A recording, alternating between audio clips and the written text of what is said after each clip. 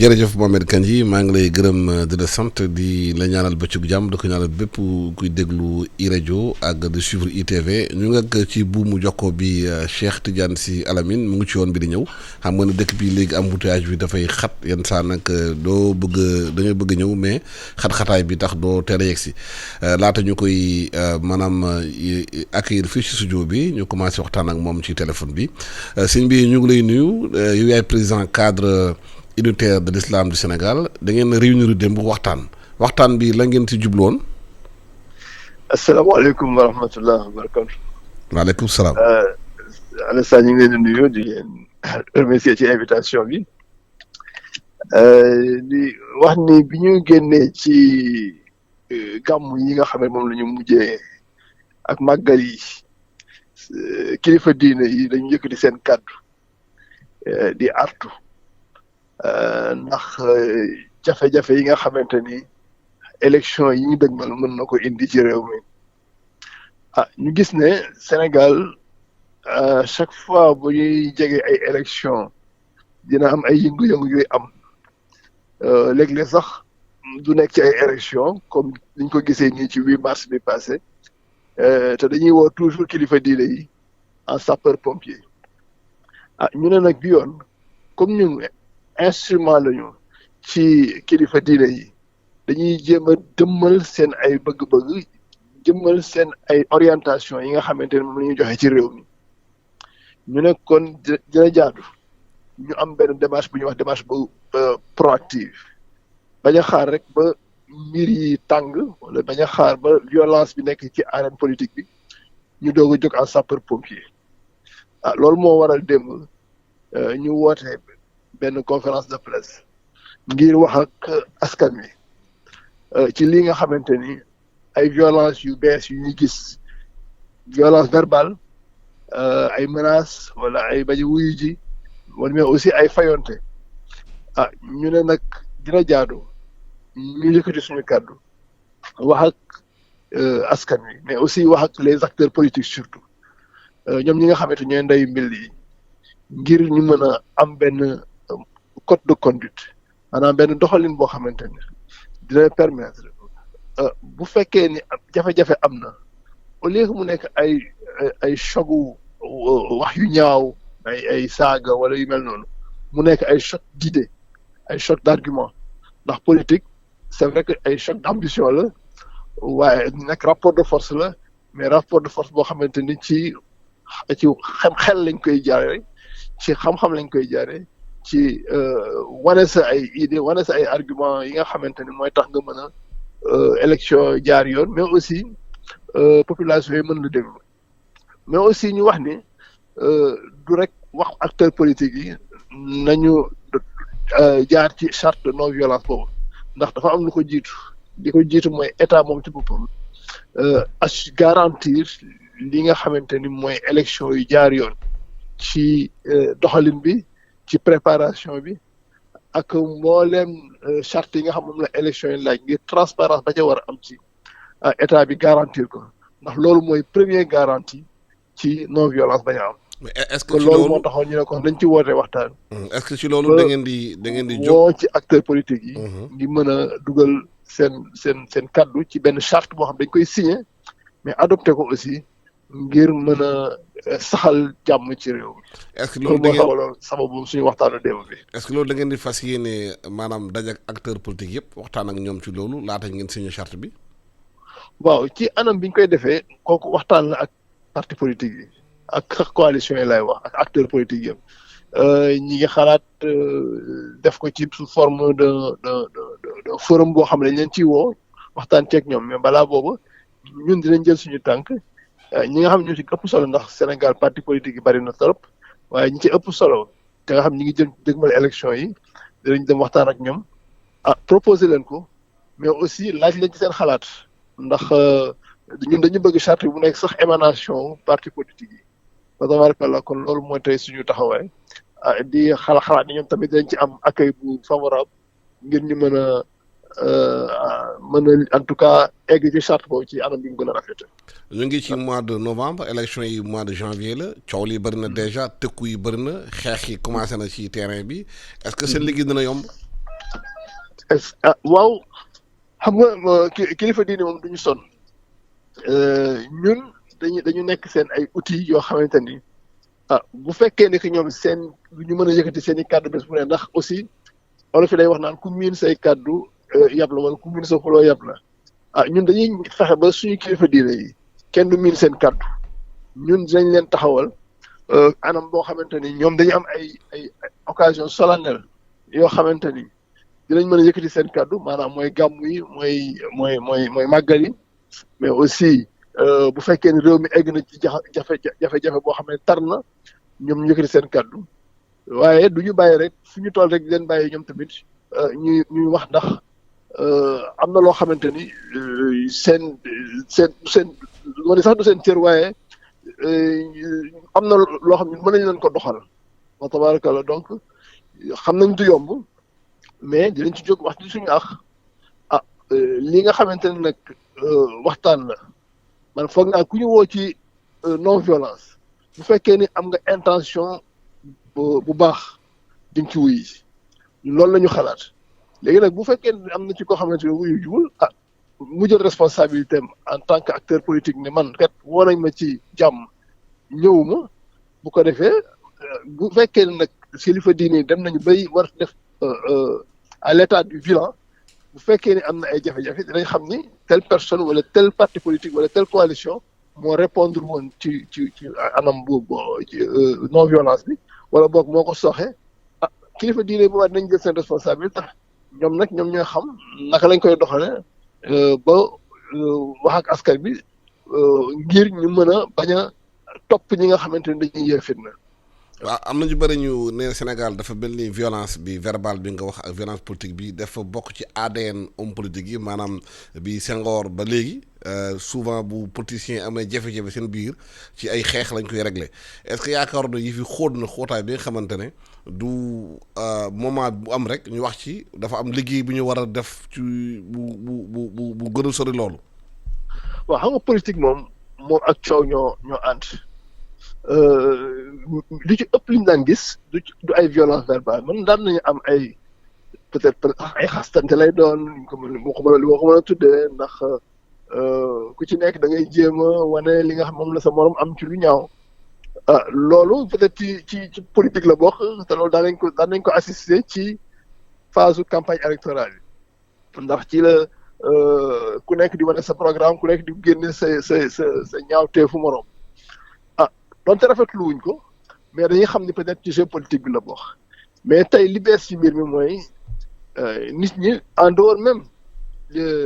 période de campagne électorale bi dañuy gis ay menaces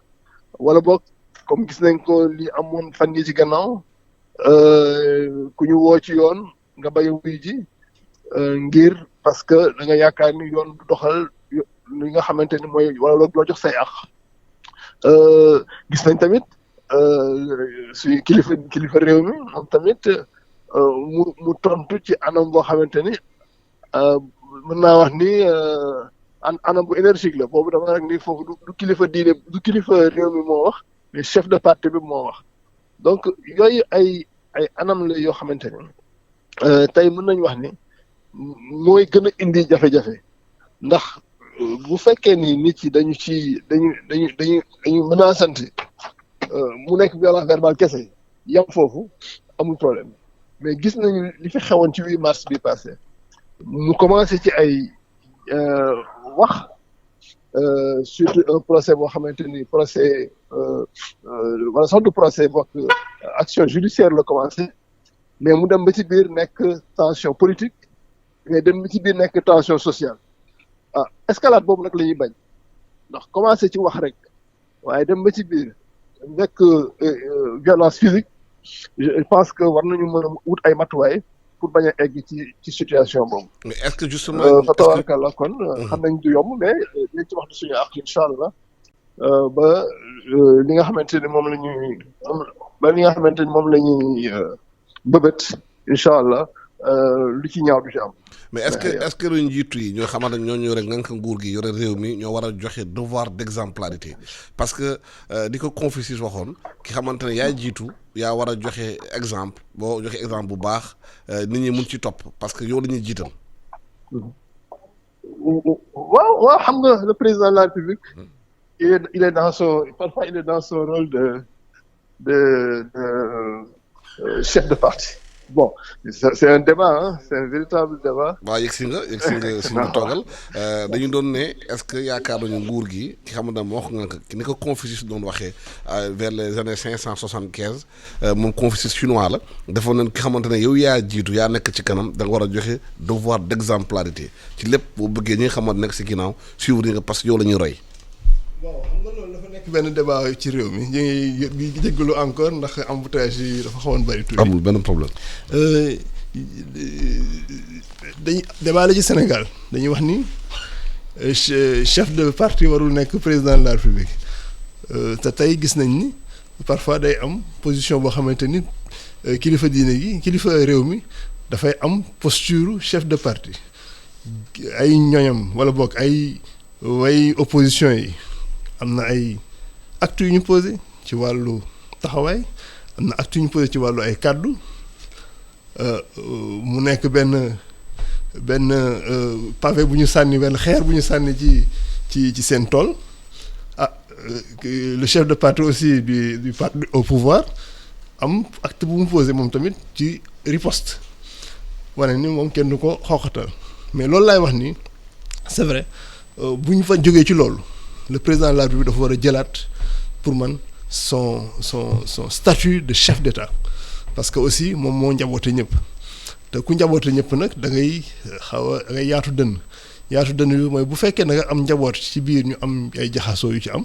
war nga mën a am taxawaat jàngat dalal ñi nga xam ne ñoom nga war a dalal c'est vrai en tant que état kenn du ko nasaxal état dafa war a am toujours li ñuy wax force devrait rester la loi. mais aussi bu fekkee ne dafa war nekk ci phase dialogue nekk ci phase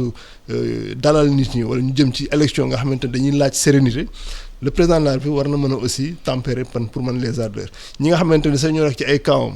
léeg-léeg ñu xaw a mën a tàngal tuuti mu tempérer leen mais aussi ñii nga xamante ni ñu nekk ci opposition bi nekk ci ay ci ay invectives wala nekk ci ay wax yu doy waar mu mën leen a dalal pour kat ñu dem ci élection yu apaisé ndax loolu mooy garantir tey transparence sinon li ñuy indi ay contestation d'abord mooy njëkk a commencé waaw lii war ñu ko defee ni surtout gis nga li nga gisoon au début le problème des listes ñuy am ñuy rejeté finalement am ñuy jëlaat fi ne nii am na ñoo xam ne ñu ngi ci ay cour suprême di dem wala cour d'appel pour mën a ñu mën a leen delluwaat ci seen i seen i droit je pense que il faut aller à plus de sérénité tey li ñu soxla pour dem ci élection yi mooy aller à plus de sérénité sinon am na ñu koy génne le spectre du renvoi des élections ci la ñuy dem ñoom manque non respect calendrier électoral mu nekkat ay yeneen contentieux war ci génnaat ñu naan non état bi warul reporter les élections dañuy dem ci ay élections ci anam boo xam ne du rek anam bu serein te réew mi soxlawul loolu kilifa diine yi nga xamante ni ñooy suñu ay kilifa ñoom ñoo nga xamante ni ñoom la mën naa ni ñoom ñooy garantir la paix sociale ci dans des moments difficiles soxlawuñu loolu il faut ñu yombal leen seen liggéey il faut que homme politique yi dimbali leen ci sa anam boobu ngir jàmm mën a dellu si waat ci réew mi. waaw nguur gi moo ŋànk liggéey moo ŋànk maanaam pouvoir moo ŋànk nguur gi ñoom responsabilité dafa am solo ci ñoom parce que ñu ëpp responsabilité. waaye tey Sénégalais bi dañu poser question aussi te position société civile. boo nekkee opposant mu ngaa wax lu neex. saaga violer la loi def lu nekk mais bu war a dénoncer société civile day layam lay bi. dafay mel ni dañuy ragal dénoncer opposition bi bu fekkee def lu ñu warul def ba nguur gi dafay ñu dal seen kaw. pour société civile boobu ban société civile. waaw man sax mën naa wax ni ci société civile la wax damay. waaw ñu bari ñu poser question boobu parce que quand il faut prendre ses responsabilités. société civile day lakkatu si ginnaaw bañ ko jël. Sénégal moom dafa mel ni boo nekkee ñu baal ma mais bu fa mel ni boo nekkee opposant dara warul tu es le saint des saints. voilà dara warul dal sa kaw bu fekkee ni gis yoon woo na la ci mbir. même bu fekkee ni jotewul ak dara ak politique bi léeg-léeg ñu jàppale la ci c'est vrai il y a une partie de la société civile parfois qui a bu am léeg-léeg position bu xaw a doy waar man daf may xaw a dina ma xaw a. hypocrisie. waaw du ma sax egg foofu ndax. da ngay wax rek. mais il est vrai que ñoom li ñu woowee société civile dañu war a tëddee njaaxaanaay c'est vrai. su état posé acte yoo xamante ne acte yu. ñu dénoncé ko ñu dénoncé ko. opposition dafay war a def dénoncé ko opposition exactement. et ñun je pense que am na ci ku mel ni suma xarit Alioune Tine je pense que mi ngi dox lu am solo ak seen coalition boobu tudd jàmmi réew mi gis naa ni ñu ngi dox lu am solo c'est une coalition de d'organisation de la société civile ñu ngi leen ci gërëm à chaque fois bu ñu sentir ni. Religieux war nañu impliqué wu ci crise bi dañuy woo nañu ndax du ngeen xool naka ngeen mën a def ngir jàpp yi ñun dañu war a ànd ak ñoom liggéey ci régulation sociale bi dañu war a ànd ak ñoom li ci médiation sociale bi mais su fekkee nag da nga far ñun moo tax toujours dañuy éviter di ànd ak benn ku nekk ci pouvoir wala di ànd ak ku nekk ci opposition. ndax bu boobaa dañuy simi suñu mbubu médiateur social dañuy simi suñu mbubu régulateur social. te bu boobaa réew mi dootul am recours ci jamono société civile pour man dafa war a des ci juste milieu bi ci wasatee boobu ngir mën a taxawaay bi nga xam moom lañ koy soxlaa sinon état dootu ko déglu su fekkee daf koy ŋàññi chaque fois ndax aussi bu fekkee ne dañuy sentir état day sentir ne que dañ ko acculer trop daf leen di jàppe comme ay opposants te gis nañ parfois ñuy wax ne gis nañ sax ñu jógee ci société civile bi après dugg ci champ politique bi yooyu man je pense que day gën a décrédibiliser société civile donc je pense que tey ku am posture médiateur da nga war a toog ci sa posture médiateur boobu bañ di impliqué wu wala boog ñu am sax ay ambition politique parce que gis nañ ñu bari dañuy dugg ci société civile bi parce que prox ndol la voilà pour mën a dugg ci champ politique. mais est-ce que yéen seen liggéey jafewul parce que yéen a ngi ci moment bi xamante ne xale yu bari xamul maanaam amatul éducation dafa nërmeelu ci réew mi parce que jàng bi amatul solo léegi pratiquement dañ ko soofantal école yi yàqu nañ ko ci biir kër yi famille yi jaratuñu seen i doom xale yaa ngi ci réseaux sociaux yi guddeeg bëccëg xam nañ li xew ci àdduna mais xamuñu dara lu ci gën a bëri est-ce que loolu mooy gën a indi problème seen liggéey bi ngeen def parce que ñooñu dootuñu déglu la ngeen di wax saaga xaste ak ngañ mooy seen i liggéey guddeeg bëccëg ci réseaux sociaux yi ñu ci gën a bëri loolu est-ce que indi jafe-jafe parce que ngeen tase aussi parti politique yi amatul école de parti amatul formation amatul dara waaye bu yeewu jore saagam ne coalition la dëkk te tekkiwul dara coalition yu bëri ay naxa mbaay la waaw loolu moom mooy di gën a jafeel suñu taxawaay tey ci réew mi ba tax sax ma annoncé ko le 20 bi incha allah dañu am benn séminaire de formation ak le groupe Facebook mooy Meta nga xamante ne ñoom ñoo moom Facebook Instagram ak WhatsApp ngir ñu ñëw d'abord ci acte bi njëkk a posé mooy former ñi nga xamante ne ñoom ñooy les formateurs mooy les imams yi prédicateurs yi ñi nekk ci presse bi ñi nga xamante ni ay leaders lañu ngir ñu mën a xam naka la ñu mën a utiliser réseaux sociaux yi ngir jàllale des messages parce que tey booy xool réseaux sociaux yi dañu indi beneen beneen xar kanam au début peut-être doon nañ ko utiliser ngir jokkoo entre nit ak nit ak xarit ak xarit ñu dem ba si yàgg mu nekk léegi média à part entière ndax da ngay gis ku toog ci këram defar benn image YouTube am posté ko sur internet yow li nga daan liggéey ci ay milliards moom léegi benn téléphone portable la koy def lay am def ko alors te nag wax nga dëgg manque d'éducation dafa bari manque d'éducation dafa law ndax li ko waral mooy dañu bàyyi dañu topp ñu en tout cas modèle mag ñi xam nga modèle mag ñi dañu nekk ay bàyyi ma voilà dañu daan occuper espace bi mais aussi occuper conscience yi mais ñun dañu bàyyi suñu doom yi ñu am nekk ci mbedd mi conscience boo xamante ni dafa conscience universelle lañ ko tuddee mais ku nekk en tout cas perméabilité bi am ci suñu société dafa indi ay jafe-jafe ci ñun naka la ñu war a yare suñu ay doom ba tey ji ba ku ci nekk ak sa téléphone portable fu ne la information di duggee xamoo ban moo ci baax xamoo ban moo ci bon ñun tey am nañu taxawaay boo xam ne dañ c'est vrai que am na lu ñu xaw a rëcc mais dañu ni il n'est jamais trop tard pour bien faire tey dinañ def suñu premier séminaire ak Facebook Incorporation dañ fi ñëw incha allah le 20 bi ñu def le premier séminaire et yooyu dañuy bëgg di ko gën di lawal mais aussi di ko dem yóbbu ko ba ci école yi ñu xam outil bi nekk seen loxo outil réseaux sociaux yi naka lañ ko mën a utiliser ba ñoom mu am njëriñ ci ñoom mu am njëriñ ci société bi. xam nga da ngeen wax da ngeen bëgg a charte non violence. politiciens yi bind ko. mais est-ce que seen liggéey jafewul léegi bi nga xamante ne profil politiciens yi léegi. koñ boo dem mbëri yëpp ñëpp kenn daal lañ. foo tourné. ku yeewu ci quartier am rek yeewu xool boppam ci seetu bi rek naan mun naa ne kenn daa mu taxaw. kenn xamatul kan mooy def lan. est-ce que loolu di jafe-jafe ci seen liggéey parce que pëccoxoo bi dafa bëri. waaw xam nga Sénégal moom dafa mel ni dama tooy sama benn xarit kër ma nekk mais xanaa mairie dafa am lu ci neex. xaalis rek la ñu war ndax su fekkee ne ñëpp dañu bëgg nekk ay leader ñëpp dañu nekk ay maire ay maire ah daf may jaaxal ci vocation bi nga xam ne moom la peuple war a am ndax dama yaakaar ni àdduna ku nekk da nga war a am sa vocation kii vocation dafa nekk militant parti. kii vocation dafa nekk ci nekk électeur kese kii vocation war a nekk ci maire mais bu ñëpp nekkee. lépp bëgg jiite bëgg ne parce que Serigne Cheikh Ahmed Tidiane mooy wax naan dinañ egg jamono boo xamante ni boobu moytul militants yi ñooy ëpp électeurs yi. mais je pense que egg nañu foofu tey. je pense que il faut que éducation bi nga xam moom moo war ci politique. À travers même l'enseignement général. Les programmes d'enseignement général il faut que ñuy waxaat aussi la mooy njëriñu politique ci réew. xam ne dafa am ñoo xamante peut-être yàlla daf leen jagleel ñu mën a jiite mën a am taxawaay mais aussi li koy waral lu ci bari mooy réew mi dañu dem ba am jafe-jafe ci économie. comme parce que dañuy dem ba. Activité économique pour nga développer ko ci réew mi dafay jafe mu am koo xamante ni day jaar ci politique nga gis ko weer wala ñaari weer mu commencé dawal oto bu mucc ayib def ko métier nga ni peut-être a nekk métier politicien moo ëpp solo donc yooyu yëpp ay yàqu-yàqu la yoo xamante ni mi ngi ci suñu société yombul defar il est vrai mais li ci war rek mooy ku ci nekk wasu sa jaax mais aussi état faire moins de politique. Je pense que ñu liggéey suñu amee tey reproche bu ñu mën a def état Sénégal tey mooy dañu politiser trop l'activité de l'État.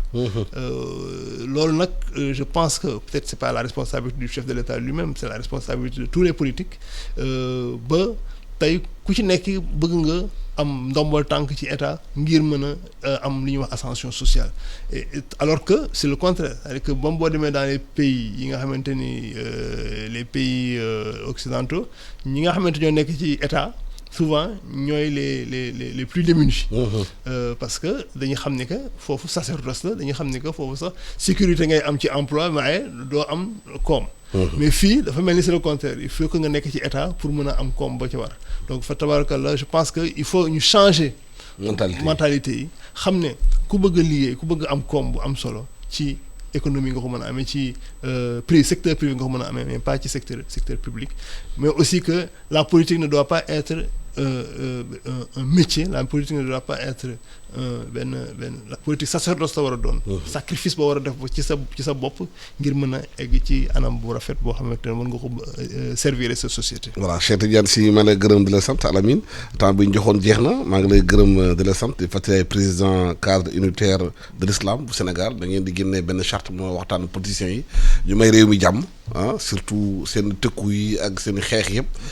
Sénégalais yi bu fekkee moom la ñu bëgg a diriger ku nekk war naa teg bu Sénégalais bu xob bu ñëwee jël carte bu watal ku ko neex comme ça jàmm ñëw nguur gi tamit yore nguur gi war naa aussi def farlu moo war a liggéey pour jàmm am ci réew mi parce que jàmm bu amulee dara du fi xeet jërë ngeen jëf